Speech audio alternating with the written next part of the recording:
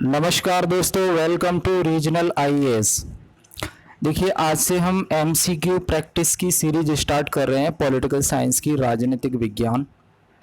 और ये सीरीज आपकी यूजीसी नेट और स्टेट का जो सेट होता है वो और पीजीटी होता है, और कुछ स्पेशल स्कूल्स जो हैं टीजीटी के अंदर भी ऑप्शनल प्रोवाइड करते हैं, तो उसके लिए भी जिन्होंने भी पॉलिटिकल साइंस ऑप्शनल सेलेक्ट किया हुआ है उनके लिए ये यूज़फुल है। तो इस सीरीज को हम शुरू कर रहे हैं प्लेटो से। तो सिलेबस का जो आधार हम इसमें मान के चलेंगे वो चलेंगे यूजीसी नेट पॉलिटिकल साइंस का, और ये उपयोगी होगा सेट, पीजीटी, टीजीटी और यूजीसी नेट सभी के लिए। ठीक है, तो आज हम राजनीतिक विज्ञान की यूनिट सेकंड, जिसका नाम है वेस्टर्न पॉलिटिकल थॉट, उसको शुरू कर रहे हैं। उसके अंदर जो टॉपिक हम डिस्कस करेंगे जिसका नाम है प्लेटो, और प्लेटो के अंदर भी हम कई पार्ट्स में एमसीक्यू लेके आएंगे, क्योंकि नॉर्मली देखा गया है कि आप सब्जेक्टिव स्टडी तो काफ़ी कर लेते हो, लेकिन जब तक आप एमसीक्यू प्रैक्टिस नहीं करोगे आपको अंदाज़ा नहीं लगेगा कि कौन सी लाइन से कहाँ से कैसे एमसीक्यू बनते हैं। तो ये हम शुरुआत से पहले बेसिक एमसीक्यू डिस्कस करेंगे, जिससे आपको टॉपिक की समझ जो है डेवलप हो। तो चलिए, बिना कुछ देरी किए मैं प्रेमपाल सिंह शुरू करता हूं आपके लिए इस टॉपिक को, इस सीरीज को। देखिए, इसमें जो पहला जो एमसीक्यू है वो है प्लेटो के पिता का नाम क्या था। देखिए, ये बेसिक एमसीक्यू है, इनका मकसद है कि आपको एक समझ विकसित कराना उस टॉपिक के लिए, क्योंकि जब तक आप डिटेल में जानोगे नहीं उस टॉपिक को तब तक आप क्वेश्चन कैसे अटेम्प्ट कर पाओगे। ठीक है, इसका मतलब ये बिल्कुल नहीं है कि ये सभी के सभी क्वेश्चंस आपके एग्जाम में पूछे जाने हैं, नहीं। इनका मकसद है आपकी टॉपिक पर जो समझ है वो डेवलप हो, और यहाँ से क्वेश्चन आएंगे भी, और इसके बाद हम आगे आगे धीरे धीरे थोड़े लॉजिकल क्वेश्चन डिस्कस करेंगे एमसीक्यू की फॉर्म में। ठीक है, तो ये बिल्कुल शुरुआत से बेसिक लेवल के जो एमसीक्यू हैं वहाँ से हम शुरू कर रहे हैं। तो पहला एमसीक्यू है इसमें, प्लेटो के पिता का नाम था, क्या था प्लेटो के पिता का नाम। ऑप्शन है आपके सामने, एरिस्टॉन ए, बी ऑप्शन है कॉडरस, सी ऑप्शन है पैसिडॉन, और डी ऑप्शन है पेरिलैम्पस। देखिए, हिंदी में कुछ टाइपिंग मिस्टेक हो सकती है, वैसे तो मैं पूरी कोशिश करता हूँ ना हो, लेकिन आप इंग्लिश वर्ड को भी ध्यान से देखिएगा। ठीक है, क्योंकि पेपर आपका दोनों मीडियम में आपके सामने होता है, तो अगर हिंदी में कोई प्रॉब्लम है आपको समझने में तो एक बार इंग्लिश जरूर पढ़ लीजिए उसकी। तो ए ऑप्शन एरिस्टॉन, बी कॉडरस, सी पैसिडॉन और डी जो है पेरिलैम्पस। तो इसका सही आंसर है, मैं आपको बता देता हूं, इसका सही आंसर है ए, एरिस्टॉन। ठीक है, दूसरा जो हमारा टॉपिक है, क्वेश्चन है, वो है पेलोपोनेशियन वॉर, जिसे हम पीपी वॉर, पीपी युद्ध भी कहते हैं, ये कितने सालों तक चला था। तो ए ऑप्शन है इसका 28 साल, बी ऑप्शन है 25 साल, सी ऑप्शन है 26 साल और डी ऑप्शन है 30 साल। तो इसका सही जवाब है 28 ईयर्स। ठीक है, तो यहां पे हो जाएगा ये ए ऑप्शन। चलिए आगे चलते हैं। तीसरा जो क्वेश्चन है वो है, प्लेटो के पिता का स्वर्गवास, उनकी डेथ कब हुई थी। ए, जब प्लेटो छोटा था, बचपन में ही, प्लेटो के बचपन में ही उसके पिता गुजर गए थे। बी ऑप्शन है जब प्लेटो 10 साल का था तब उनके पिता गुजर गए थे। सी ऑप्शन है प्लेटो ने जब विवाह कर लिया था उसके बाद प्लेटो के पिता का स्वर्गवास हो गया था। और डी ऑप्शन है प्लेटो जब 28 साल का था तब उनके पिता का स्वर्गवास हो गया था। एक मिनट, हाँ, तो प्लेटो के पिता का स्वर्गवास कब हुआ, इसका सही जवाब है प्लेटो के बचपन में ही प्लेटो के पिता का स्वर्गवास हो गया था। ठीक है, तो इसका सही आंसर हो जाएगा आपका ए। अब चौथा प्रश्न है आपका, प्लेटो की मां का नाम क्या था। पैरिक्शियन, पेरिलैम्पस, कॉडरस और इनमें से कोई भी नहीं। तो इसका सही जवाब है ए,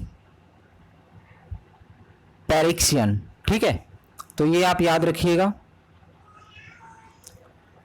पांचवा प्रश्न है, एक नवयुवक के रूप में डैश डैश डैश की महत्वाकांक्षा राजनीति में भाग लेने की थी। तो किसकी महत्वाकांक्षा राजनीति में भाग लेने की थी जब वो नवयुवक था? तो जाहिर सी बात है, जब हम प्लेटो डिस्कस कर रहे हैं तो प्लेटो ही होगा, तो इसका ऑप्शन है ए, प्लेटो। ठीक है, छठवा है, प्लेटो के गुरु का नाम क्या था? ए, सुकरात, बी, अरस्तु, सी, एरिस्टॉन, डी, पैरिक्सियन। तो इसका सही जवाब है सोक्रेटिस, मतलब सुकरात। ठीक है, तो ए ऑप्शन इसका सही हो जाएगा। चलिए, सातवां जो प्रश्न है वो है, प्लेटो का जन्म कहाँ हुआ था? ए ऑप्शन है एथेंस, बी ऑप्शन है स्पार्टा, सी ऑप्शन है यूरोप और डी ऑप्शन है इनमें से कोई भी नहीं। ठीक है, तो इसका बताना है आपको, इसका सही आंसर है एथेंस। एथेंस इसका सही आंसर है, मतलब ए हो जाएगा। ठीक है, आठवां प्रश्न है, 30 लोगों का शासन, द रूल ऑफ 30, ये जो सरकार थी इसका संबंध कहां से है? ए ऑप्शन है स्पार्टा, बी ऑप्शन है एथेंस, सी ऑप्शन है ग्रीस और डी ऑप्शन है यूरोप। तो इसका सही जवाब है स्पार्टा। दो राज्य हुआ करते थे वो, एक होता था एथेंस, दूसरा होता था स्पार्टा। दोनों के बीच में युद्ध चला था और एथेंस हार गया था, स्पार्टा जीत गया था। ठीक है, इसके ऊपर मूवी भी बनी है 300, आप देख सकते हैं जाके। तो सही जवाब इसका हो जाएगा ए ऑप्शन, स्पार्टा। ठीक है, नौवां प्रश्न है, क्राइटियस और चार्मिडीस ये कौन थे? इनका नाम अक्सर सुनने को मिलता है प्लेटो के टॉपिक के अंदर जब हम स्टडी करते हैं। तो क्राइटियस और चार्मिडीस ये कौन थे? ए ऑप्शन है प्लेटो के मामा थे, मतलब उनकी माताजी के भाई थे ये। बी ऑप्शन है ये जो द रूल ऑफ 30 लोगों के शासन वाली जो सरकार चलती थी उसके सदस्य थे।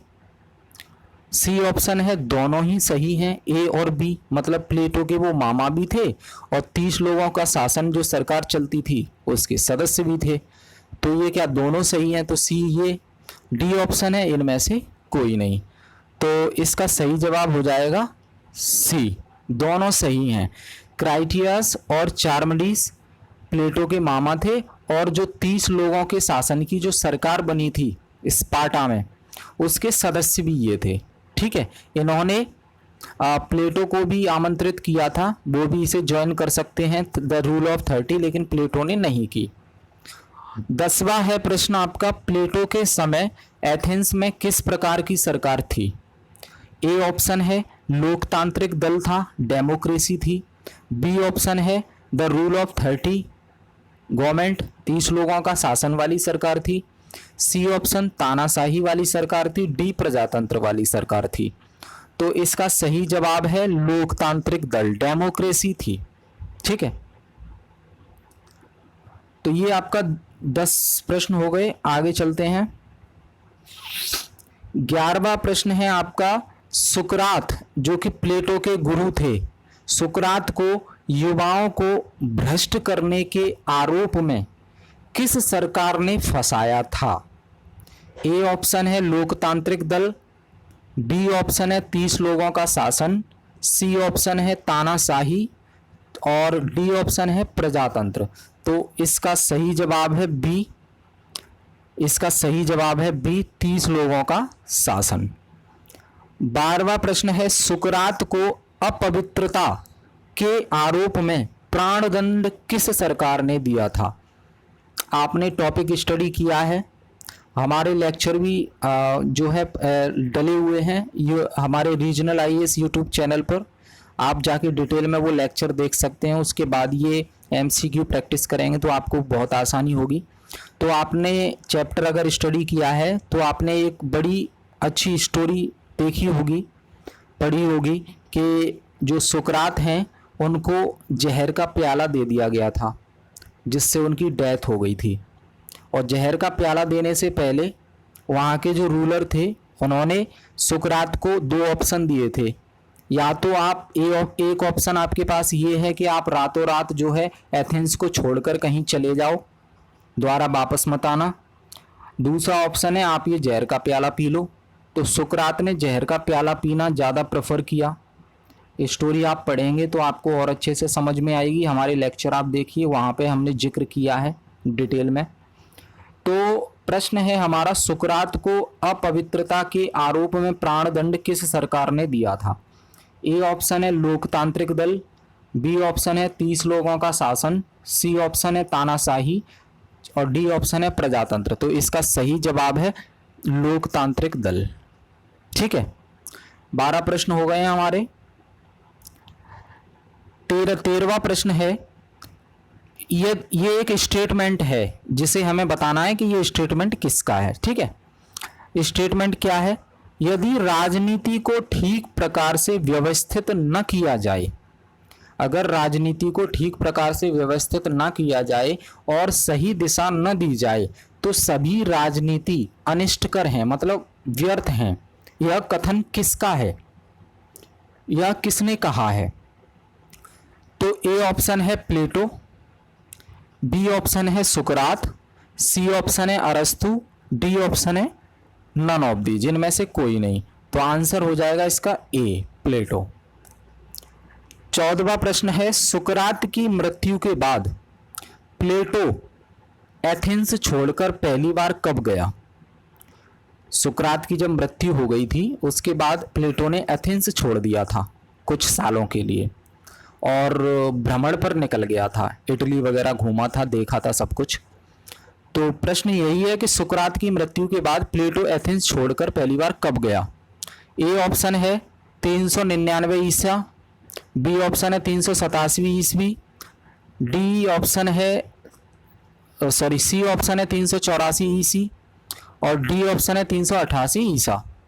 तो इसका सही जवाब है ए, 399 ईस्वी। ठीक है, 15वां प्रश्न है, ये भी एक स्टेटमेंट है और बताना है किसने दिया है। स्टेटमेंट क्या है पढ़ते हैं।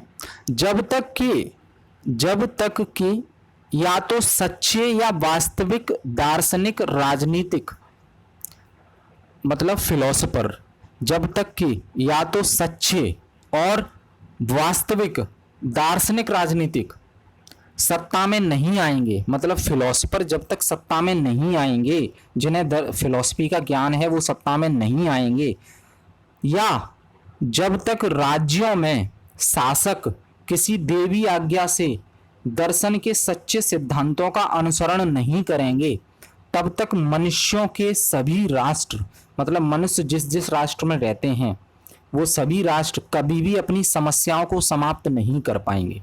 देखिए सीधा सीधा मतलब इसका ये है कि जो रूलर है, जो किंग है, जो सरकार है, उसको चलाने वाला जो व्यक्ति है उसको फिलॉसफी का ज्ञान होना चाहिए। दो ऑप्शन है, या तो जो फिलॉसफी का ज्ञाता हो उसको ही शासक बना दो, या फिर जो शासक बन गया है उसे फिलॉसफी का अध्ययन करवा दो। तो ये अगर फिलोसफर किंग बन के नहीं बैठेगा तब तक राष्ट्र की समस्याएं समाप्त नहीं होंगी, ऐसा प्लेटो कहते हैं। क्योंकि प्लेटो हमेशा ये प्रेफर करते हैं कि जो शासक हो वो फिलोसफर बने, जिसे फिलॉसफी का ज्ञान हो। इसके लिए उन्होंने एजुकेशन पॉलिसी भी दी, तो वो कई स्टेप से होके गुजरी एजुकेशन पॉलिसीज, जिसके तहत फिलोसफर तैयार होते हैं जो शासन करेंगे बाद में। ठीक है, तो ये स्टेटमेंट आपको समझ आया कि जब तक कि या तो सच्चे और वास्तविक दार्शनिक राजनीतिक सत्ता में नहीं आएंगे, या जब तक राज्यों में शासक किसी देवी आज्ञा से दर्शन के सच्चे सिद्धांतों का अनुसरण नहीं करेंगे, तब तक मनुष्य के सभी राष्ट्र कभी भी अपनी समस्याओं को समाप्त नहीं कर पाएंगे। ये कथन किसका है? ए ऑप्शन है प्लेटो, बी ऑप्शन है सुकरात, सी ऑप्शन है अरस्तु, डी ऑप्शन है इनमें से कोई नहीं। तो इसका सही जवाब है प्लेटो। ठीक है, तो ये हमने 15 प्रश्न डिस्कस किए एमसीक्यू की फॉर्म में। अगले पार्ट्स में हम और एमसीक्यू लेके आएंगे प्लेटो पर आधारित। तब तक मैं चाहूँगा कि जो हमारे डिटेल लेक्चर डले हुए हैं यूट्यूब चैनल पर उन्हें आप देखें, जिससे कि आपके और कॉन्सेप्ट क्लियर हों और एमसीक्यू सॉल्व करने में काफ़ी हेल्प मिले आपको। तो चलिए इस वीडियो को मैं यहीं समाप्त करता हूँ। मिलते हैं अगले वीडियो में नए टॉपिक के साथ, नए वीडियो के साथ।